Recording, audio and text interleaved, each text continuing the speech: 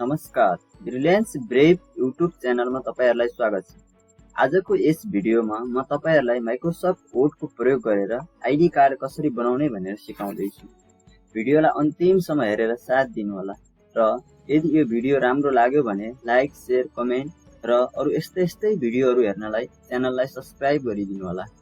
साथै छेउमा रहेको बेल आइकनलाई पनि थिच्नुहोस् किनकि च्यानलमा अपलोड गरिने भिडियो सजिलै तपाईसँग पुग्नेछ। आउनुहोस् सुरु गरौँ आजको भिडियोलाई।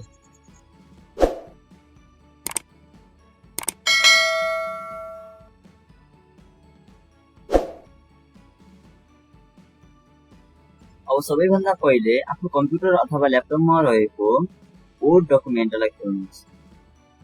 यसरी वर्ड डकुमेन्ट खोलिसकेपछि तपाईले आईडी कार्ड डिजाइन गर्नलाई हाम्रो स्पेशली आईडी कार्डको साइज भनेको 3.375 into 2.125 रहेको छ। तर पनि हामी आज स्क्रिनमा अलि क्लियर देखाउनलाई अलि ठूलो साइज बनाएर डिजाइन गर्दै छु। सबैभन्दा पहिले म डिजाइन गर्नलाई इन्सर्ट भन्ने मेनु बारमा जान्छु र शेप भन्ने क्लिक गर्छु र शेपबाट रेक्टेंगल छ यसलाई लिन्छु। यसरी रेक्टेंगल लिनुहोस् र यसको साइज कति दिने हो? म चाहिँ अलि धेरै साइजमा बनाउँछु आज। यसरी मैले साइज दिएको छु। तपाईहरुले पनि डिजाइन गर्ने बेला साइज दिएर बनाउनु। अब यस रेक्टेंगलको फिल कलरलाई हामीले चेन्ज गर्दियौ।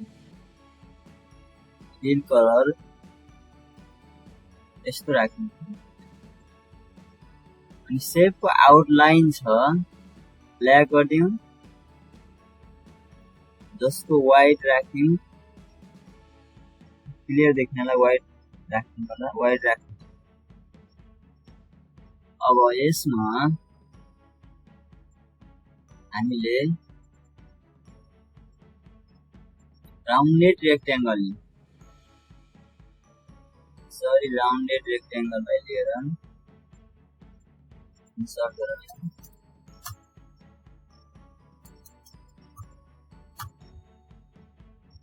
अब यसको आउटलाइनलाई मैले नो गरिदिन्छु र यसको फिल कलरलाई यस्तो राख्नु।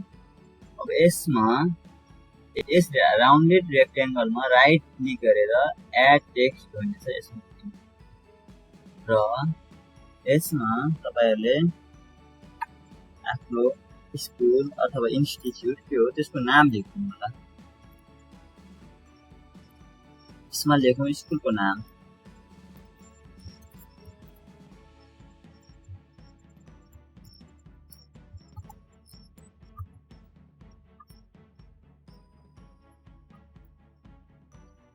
अब यसलाई हामीले बोल्ड गर्छौं। अब फेरि यसमा मैले रेक्टेंगल टुल लिन्छु।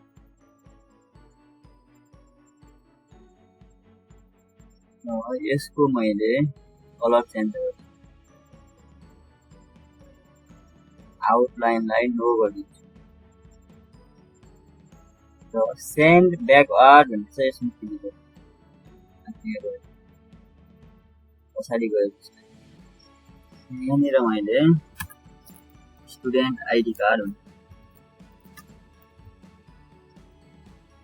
टिप्छु र यसको फन्ट साइजलाई बढाइदिन्छु र यसलाई बोल्ड गरिदिन्छु। मैले अन्डरलाइन पनि गरिदिन्छु। अन्डरलाइन गरिदिन्छु र यसको कलर पनि चेन्ज।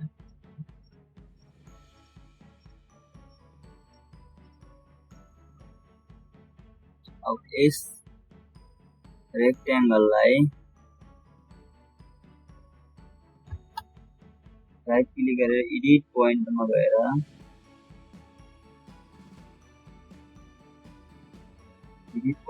म हल्का एडिट गर्छु।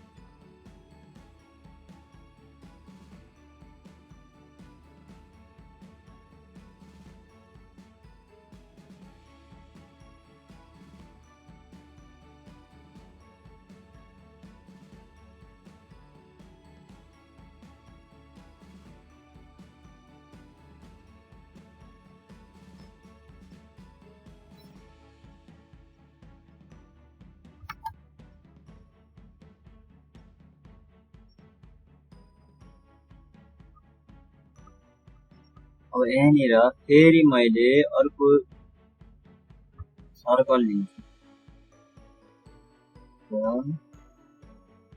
सरी राख्दिन।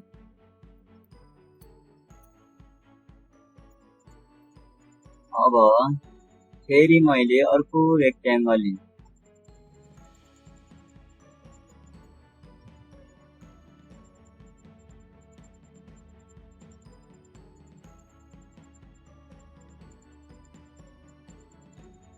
यसको आउटलाइनलाई लो गरिदिन्छु।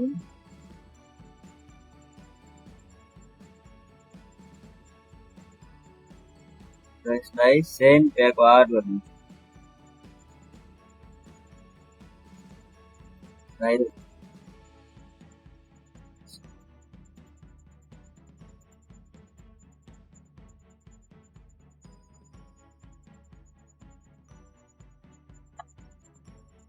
यस सर्कलको माथि सेभ फिल भन्नेमा गएर मैले पिक्चरमा गएर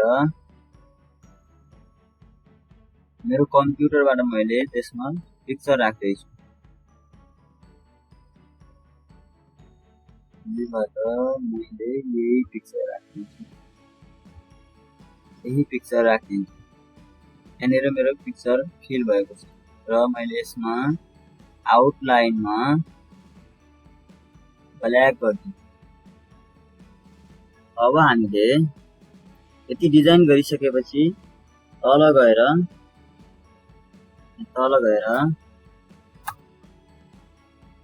यहाँनिर लेखौँ स्टुडेन्टको नाम।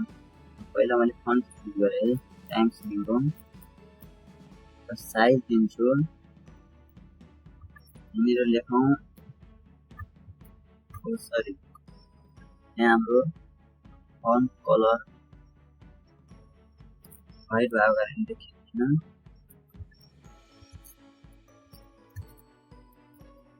स्टुडेन्ट नेम अनि एड्रेस दिउँ हामीले। अनि कोर्स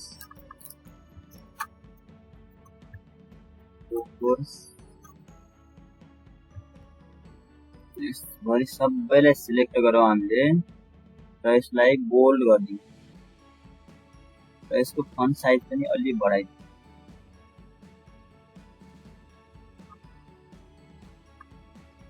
अब यसमा हामीले स्टुडेन्टको नाम राख्छौँ।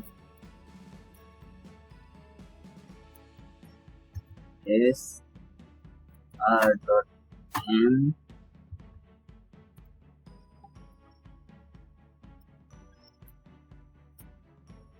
father's name,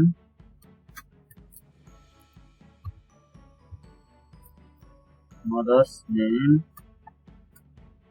contact number,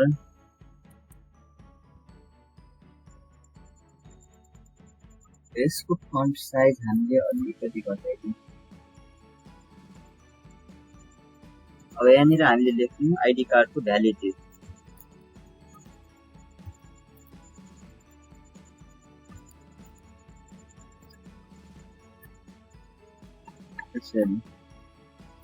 यसको पनि हामीले फन्ट साइज घटाइदिउँ र सेन्टर गरिदिउँ।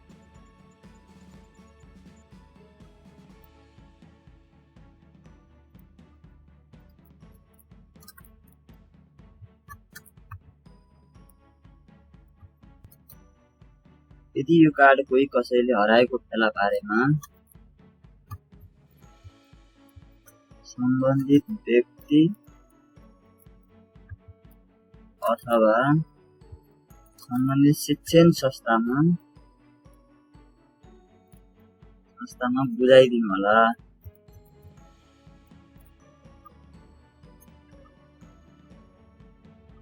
यसरी साथीहरु अन्तिममा आइडी कार्डहरु लेख्न सक्नुहुन्छ। यसरी हाम्रो आइडी कार्ड रेडी भइसकेको साथीहरु यसलाई अब हामीले सेभ गरेर हेरौं कस्तो देखिन्छ। प्रिन्ट गरौं।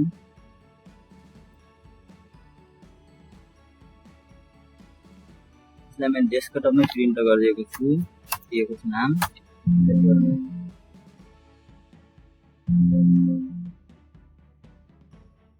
हामी डेस्कटपमा गएर हेरौँ। आईडी नामको पीडीएफ छ। यसरी देख्न सक्नुहुन्छ हाम्रो आईडी कार्ड रेडी भएको छ। आजको यो भिडियो यति नै साथीहरु। अर्को भिडियोमा म एकै पटक धेरैवटा आईडी कार्डहरु कसरी बनाउने मेल मर्जको प्रयोग गरेर भनेर सिकाउने छु। आजको यो भिडियो कस्तो लाग्यो? जस्तो लाग्यो त्यस्तै सल्लाह सुझाव दिन नभुल्नु होला। अर्को भिडियो लिएर छिट्टै आउने छु। नमस्कार।